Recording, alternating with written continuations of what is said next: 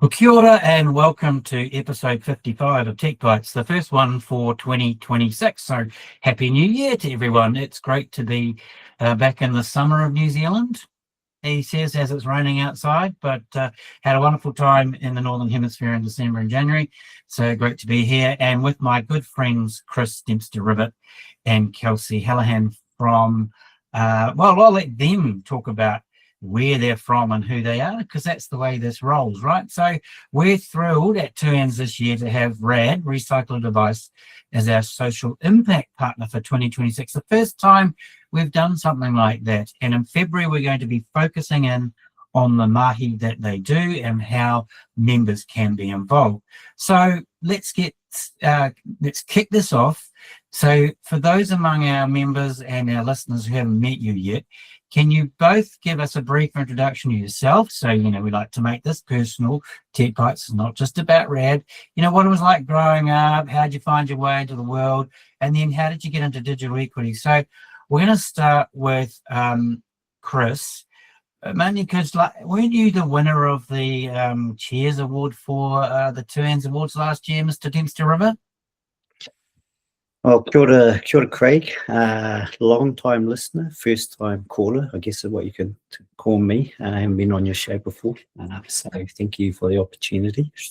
Yes, I was the winner of the Cheers Award, 2Ns Cheers Award, which my children continued to ask me a lot, what are you doing with that award? Are you stacking chairs, or is it something to do with furniture?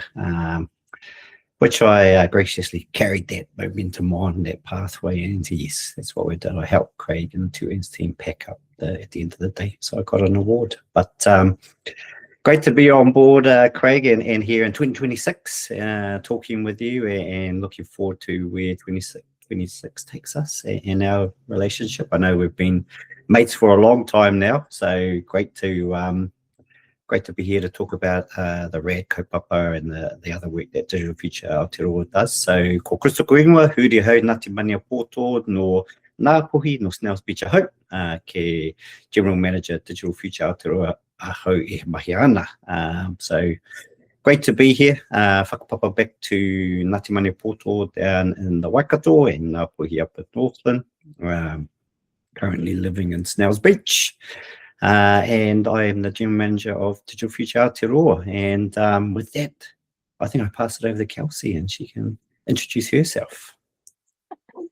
Kia ora. I'm Kelsey. I'm the Program Manager at Digital Future Aotearoa, and I have the privilege of working with Kris and our other kaimahi to deliver our kaupapa.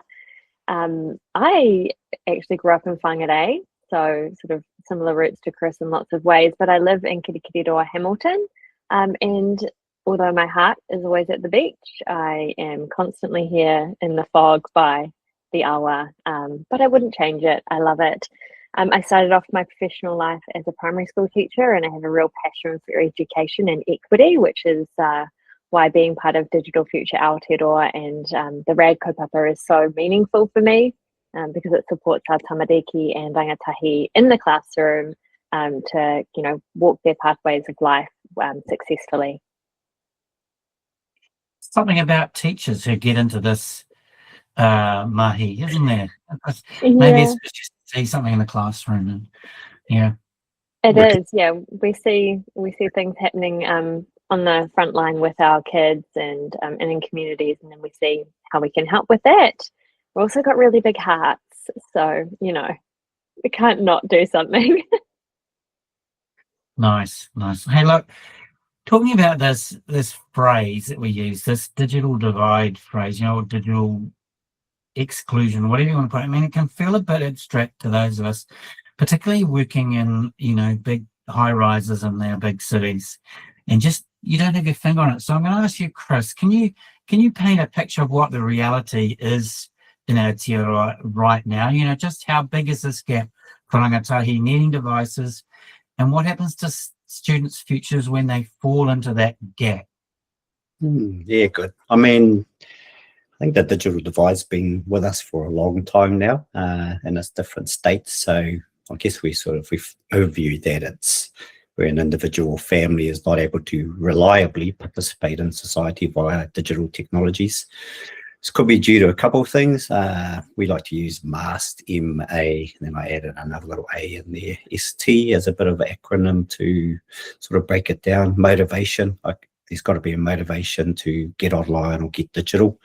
We're seeing a lot of that now with digitization, government digitization of services, other commercial digitization services, and even harder in the regions when in-person stores are reducing, banks, etc., and things like that. Then we've got access to digital technologies. Obviously, that's more around the technical side of things, the hardware, etc., the affordability of said technologies, and that could be to do with the actual device or hardware itself, or the subscriptions you need to get online. S is skills, so we've got to have the ability to use those tools properly and get online. And I guess the biggest one is the T. Do we trust those tools and services online, and what's happening with our data, our information that we're putting on there? So I guess I always go back to, there's a number of connected and unconnected variables that relate to the availability of infrastructures that are around, where we now see that with the mobile technologies and the shutdown or close down of 3G. We've also got the wireless internets and fiber internet. So we've got different types of technologies and services available, and whether that technology and services are available in a specific region. So we're talking infrastructure a little bit there, devices, internet, telecommunications, mobile, etc.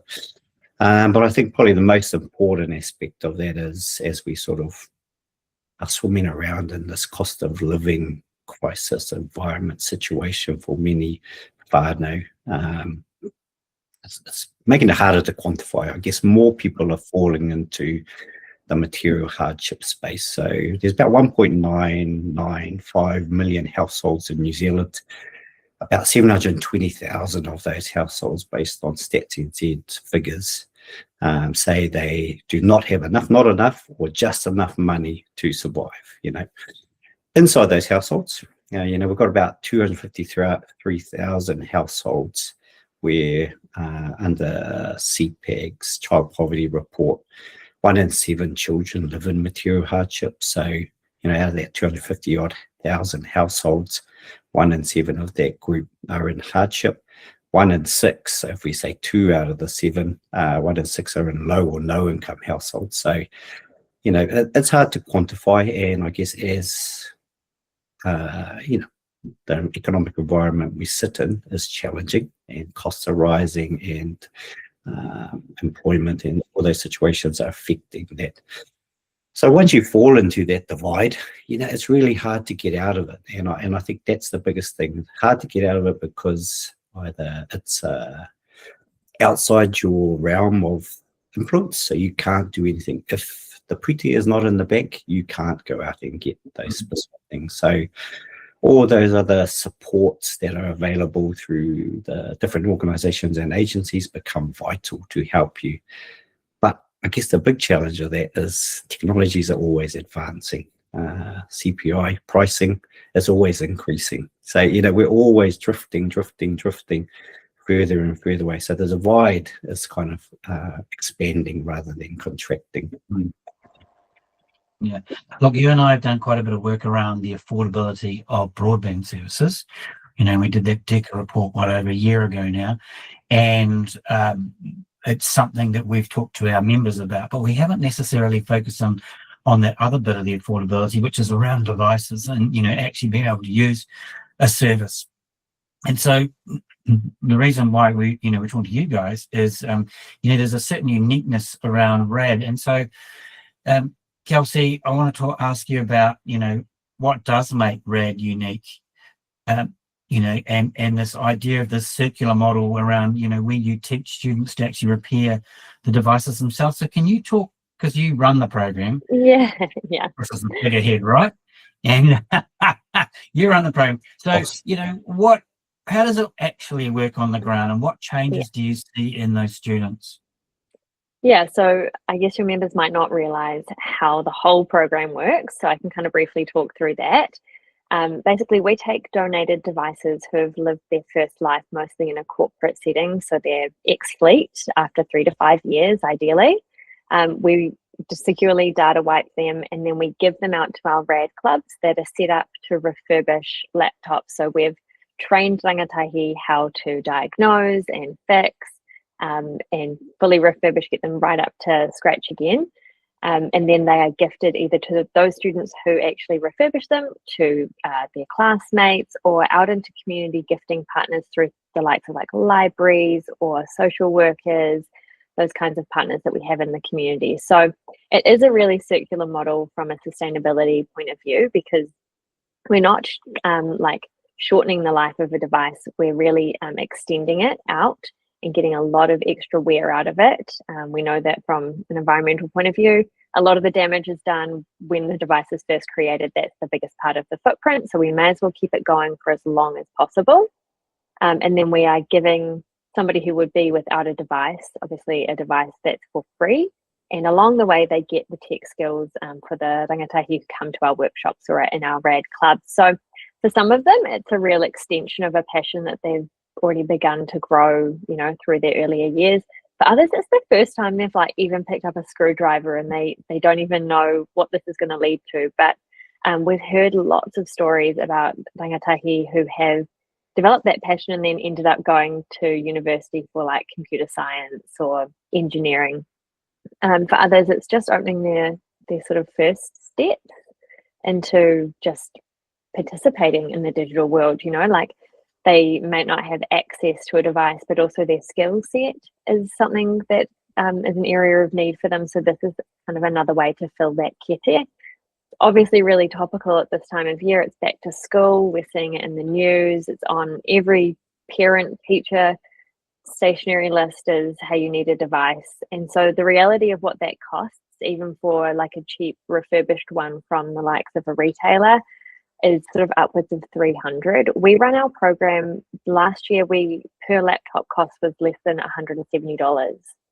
So from a purely maths point of view, it actually makes more sense and environmental, makes more sense to invest in something like RAD than to be, kind of supporting families with like a payment sort of process. It's just, so just following on, Kelsey, we'll just flick it the view around to, the why, why our members or people, interns, organizations should be involved. And I'm betting, there's going to be a lot of people out there with a cupboard full of like 3 to 5 year old laptops just gathering dust because they don't know what to do with them. They're concerned about, recycling them securely and having that data on there. So can you walk us through that security and logistics process? Like, how easy is it for IT managers to hand these things over and trust that it's not going to come back to bite them?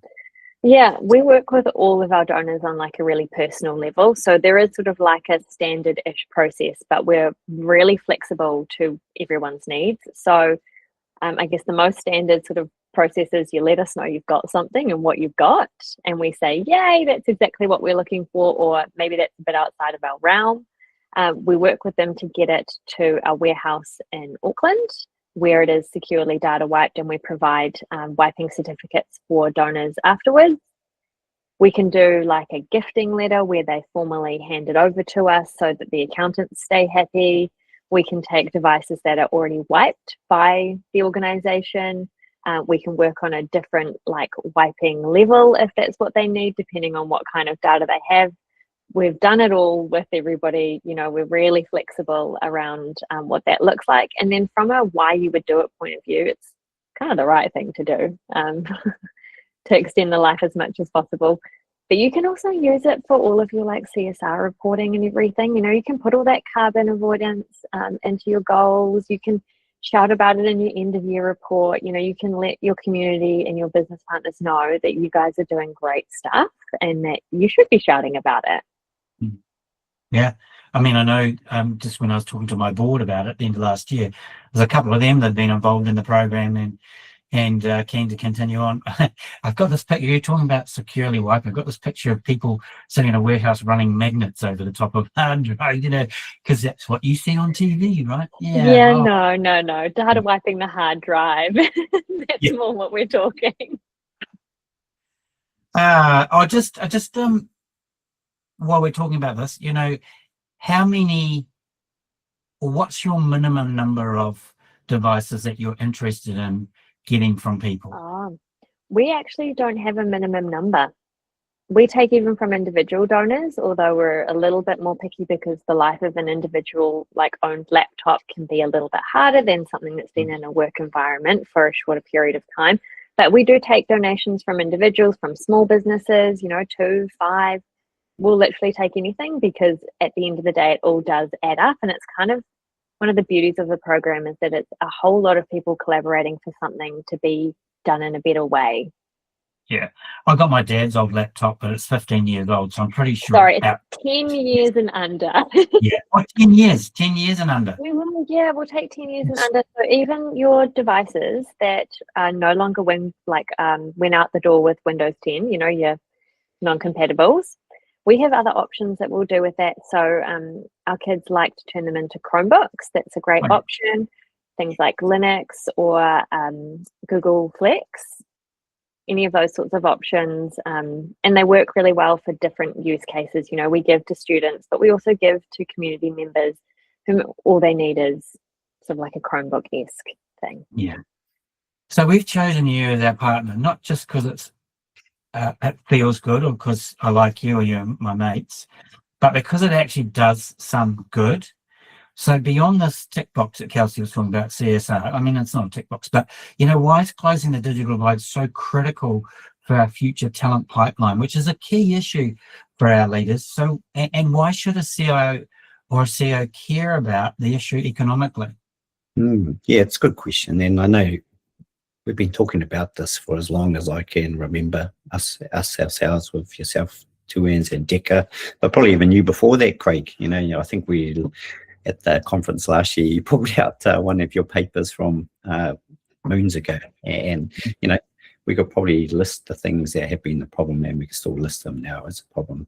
I think the challenge for CEOs or owners, CIOs of businesses is, I guess there's two streams of thought. Bringing talent into the country by immigration and visas is one way, whereas probably building your talent is probably better for the economy in the long term, but it's just going to take us a long time to get there. Immigration and bringing people in, or outsourcing overseas, is a pretty common way of building that workforce. But there's pros and cons to that for a business, and not all business can outsource to others. So the second one, the pipeline or building your workforce will take longer. I know there's been a number of initiatives in the past 6-7 years where they've looked at end-to-end, getting them in high school, training them up, putting them through a whole lot of certifications. I think cloud computing was the one 4 or 5 years ago, where trying to develop a lot of cloud experts. But I think one of the things we haven't landed on is, I guess, a multi-stakeholder approach. The pipeline is a series of different groups, right back to primary school, intermediate, secondary school, tertiary, the apprenticeship schemes and things out there through to the employer. And then, I guess the employer's got to look at, okay, have we got the jobs for these individuals coming in? So there's no point training up 10,000 workers and then there's no jobs for them, because then they head off overseas, which is great, probably 10 or 15 years down the track, because they bring that expertise back. So I think there really needs to be a multi-stakeholder approach to how do we fix it, and experts in each of those phases saying, well, this is what we do, here's how we would do it, you just keep to your lane and worry about that part. So I call it the PPP and STEEP, public, private, philanthropic and community investment scheme or investment plan, where we bring together those groups and experts in those fields. Look, we've seen the challenges with the expert advisory groups to TEC, Technology has been put in with electricians. So we're still trying to find, we're talking about tech as our greatest export, and yet we don't have a body that serves that purpose or advises on that purpose. I think there's opportunity. We've just got to come together and say, well, this is my bread and butter, so let's focus on that, and then you focus on your part of the chain, next person can focus on their part of the chain, and then we start repairing this pipeline. It's never going to be perfect.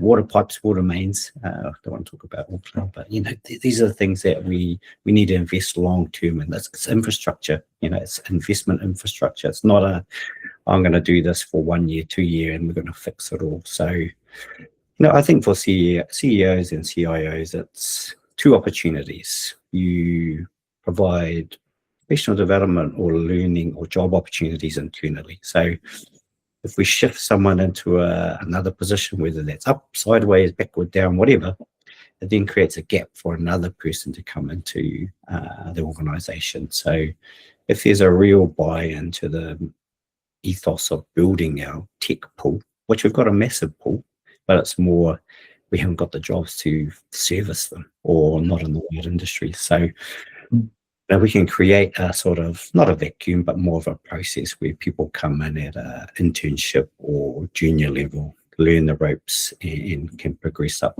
the career progression ladder. I tell you what. Here's an example.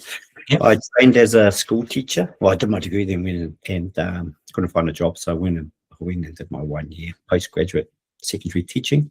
Trained as a PE and social studies teacher.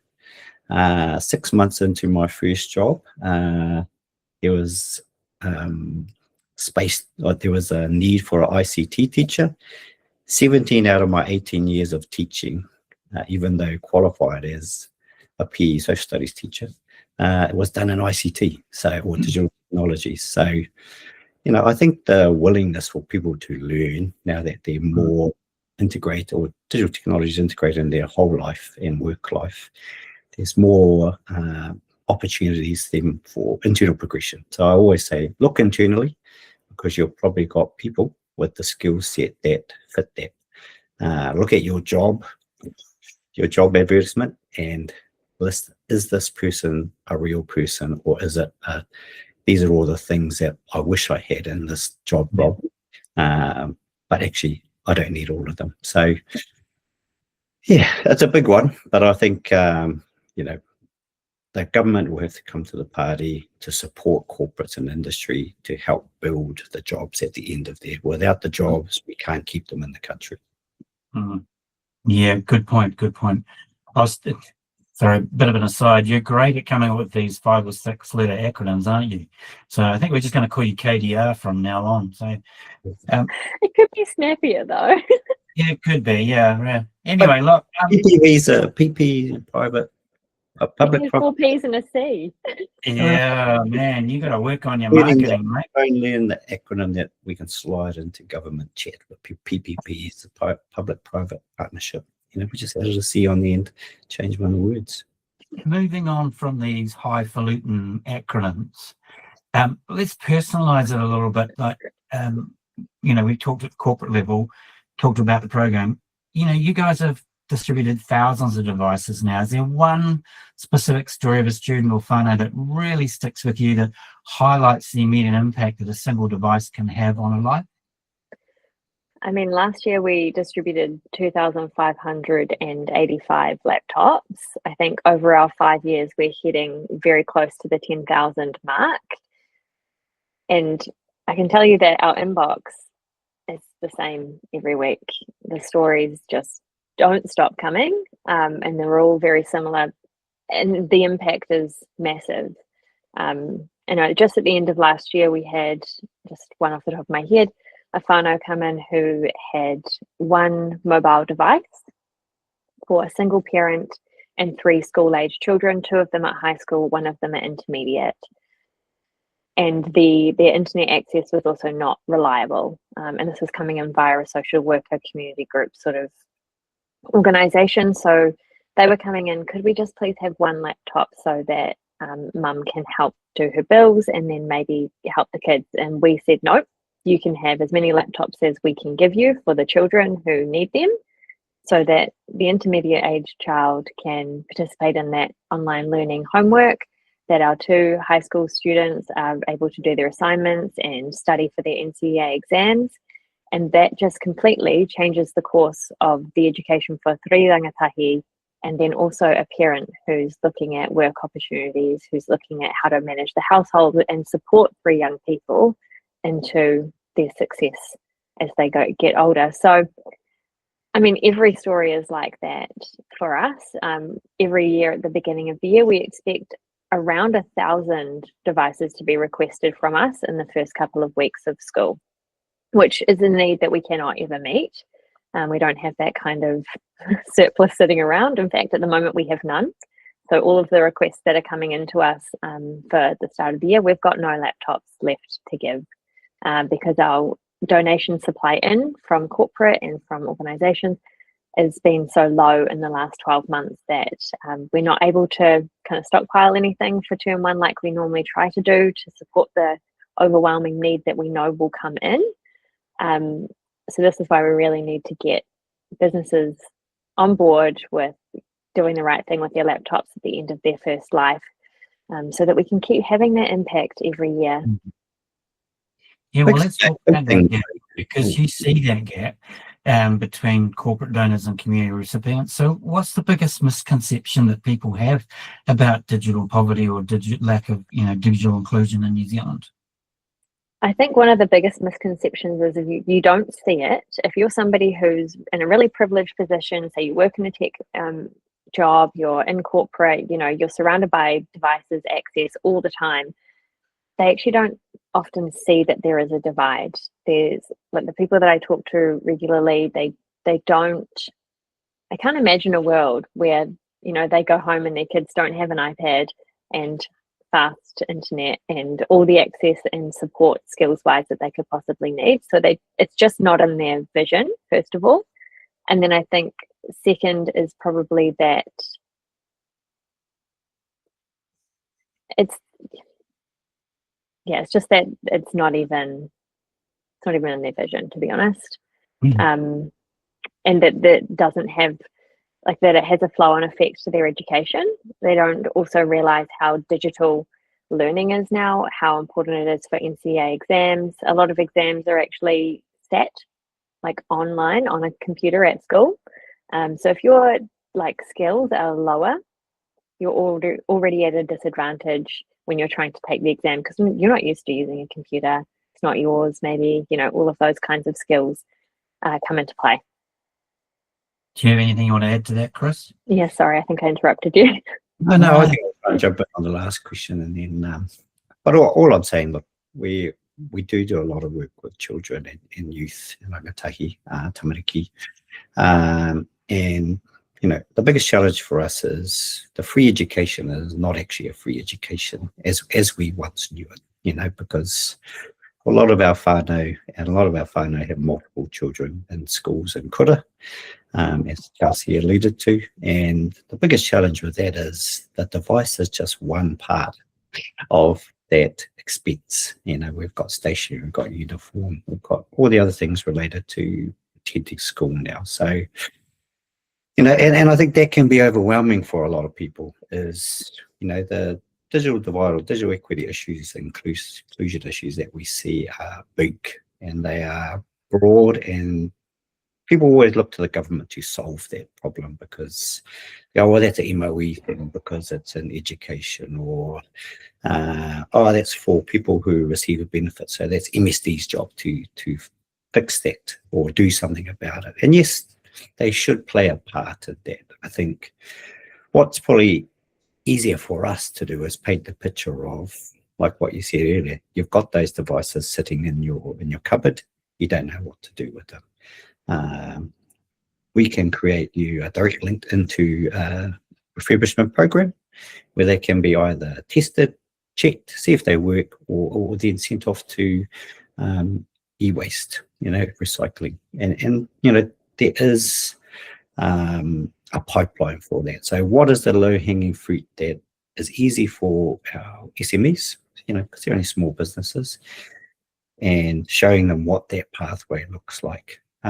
When we zoom out and we look at all of the challenges of digital equity, digital poverty, digital exclusion, it can be really overwhelming. And I think that's the one thing that I've let in, you'll probably let Craig and all of our kaupapa that we've been doing over the last few years, is we've got to break this beast down into different areas. RAD is one, looking at the device side of thing. We've got connectivity stuff that other groups are looking at.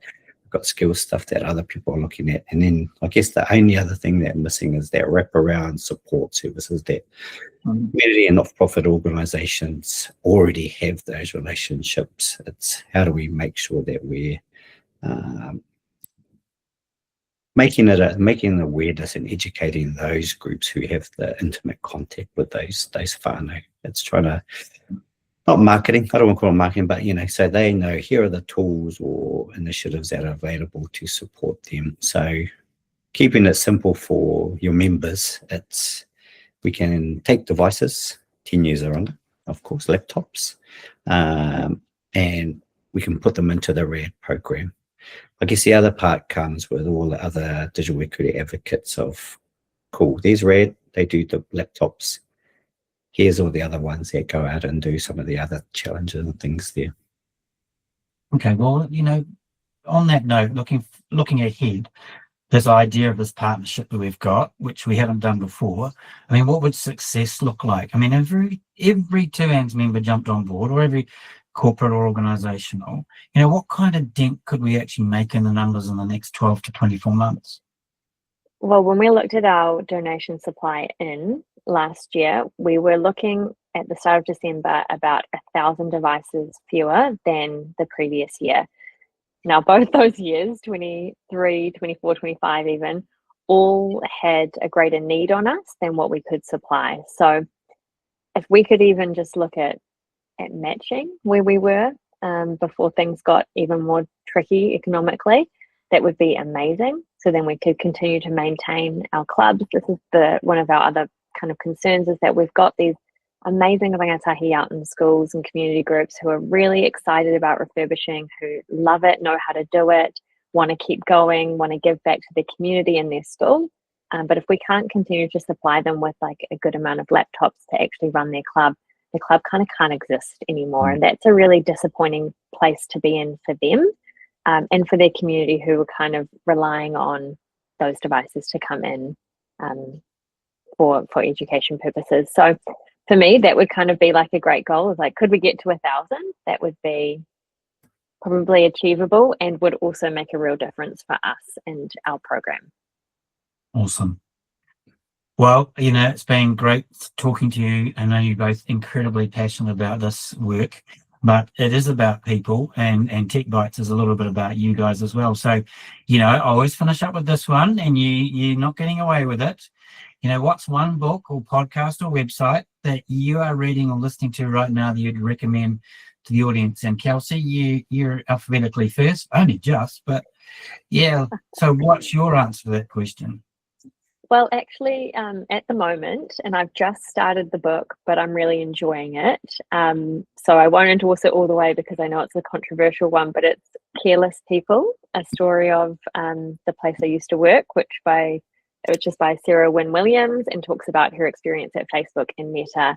And I think it's a really, so far, great insight into the way some of these platforms are developed, and what we need to be mindful of using them on large scales.